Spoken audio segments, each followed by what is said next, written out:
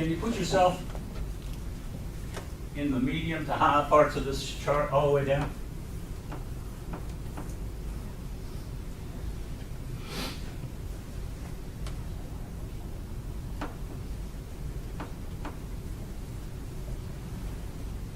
What exactly does technical ability mean? It means a lot of things to me, because I'm an operator, but it means the ability to organize the work technically. You know, what has to be in place for the work to get done. To me, that's what it means. Technical can also refer to management skills, leadership skills. That's technical too. And a lot of different disciplines involved, and like I said, we'll go through some of those as we're going along. But technical ability, you know, usually you think of electrician. Electrician has the technical ability to start an electrician's business, electrical business, right? Well, need a lot more than that. But if he knows that part, that's 6 months of learning the industry he doesn't have to do. If you're a manager, by the way, just so you know, a professional manager supposedly can pick up the basics in any industry in 6 months.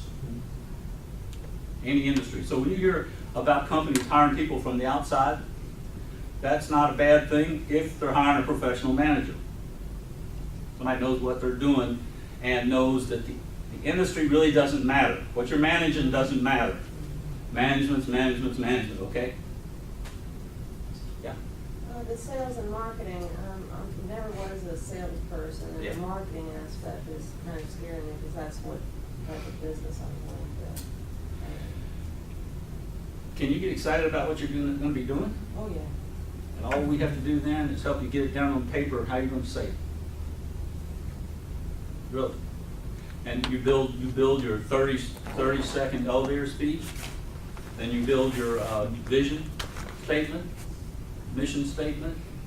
Once you got that, you got your sales pitch. And it's not hard. As long as you're excited about it, you won't have any trouble handing out cards, talking to people wherever you see them. What do you do? How many people ask you what you do? Now? Yeah. A lot. Yeah. Okay. In 30 seconds, you can tell them about your business. They know a lot more about you, what you really like doing, not what you're doing now, right? Does that make sense? Right, yeah. Because I wasn't a barber and anything I had in sales and marketing, pretty much marketed itself. Yeah. You know, so I didn't have to worry about trying to sell anything or selling cars or anything like that. I just never was that kind of go-get-it type of person. And marketing, I have no idea. Just a quick definition though, so you'll know. Market. The market is the place where buyers and sellers meet. Okay? Now, you meet them in your shop, right? But is there any other place you could meet them? On social media now, the internet, you know, website, flyers, outside of your shop, there are places advertising in the paper, of course. Well, I don't do that anymore. I'm getting into a new business. Okay.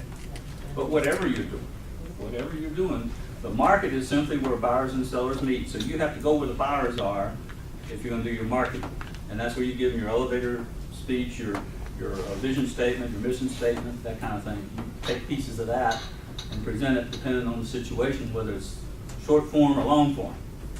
If you have a long form opportunity, I want to do that. You know what I'm saying? Okay. And a potential customer, it's always a good idea to start out by listening. Communication. You want people to think you're smart, just get them talking and listen. 2 ears, 1 mouth. Think about that, right?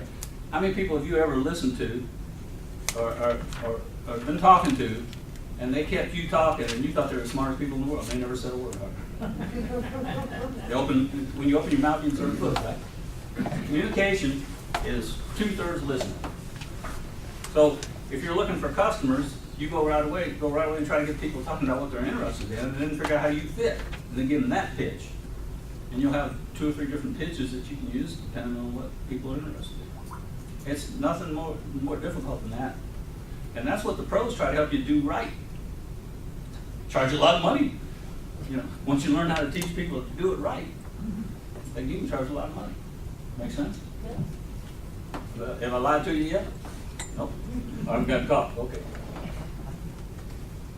This is interesting. I don't know where this came from, but this is pretty complete, I think. Take a look at that.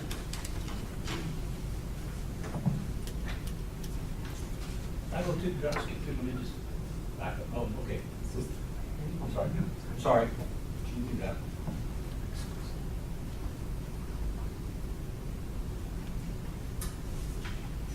That look pretty complete to you? Is that a simple picture, or was it a complex problem? You've been working through this, trying to decide whether to start, maybe start a new business or buy one, or you inherited one. That could be fun, I imagine.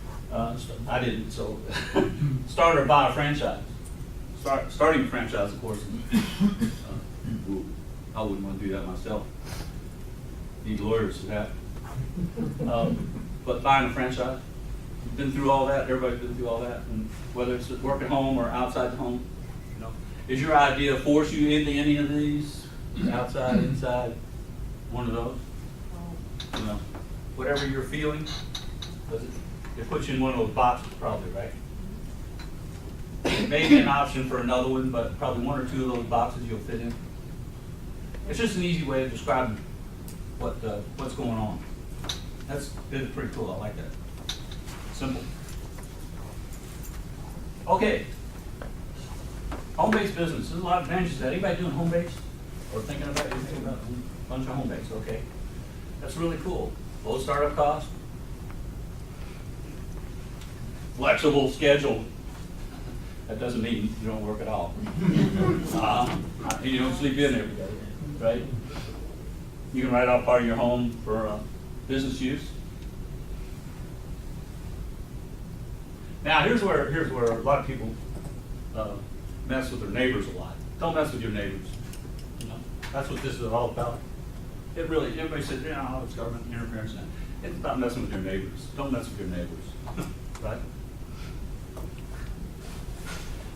You're not going to get too many bankers lending you money. And the IRS might scrutinize you. If there's a lot of money flowing, the IRS might pick up on it. But right now, they're pretty busy doing some other stuff. I don't know what it is. They don't know either.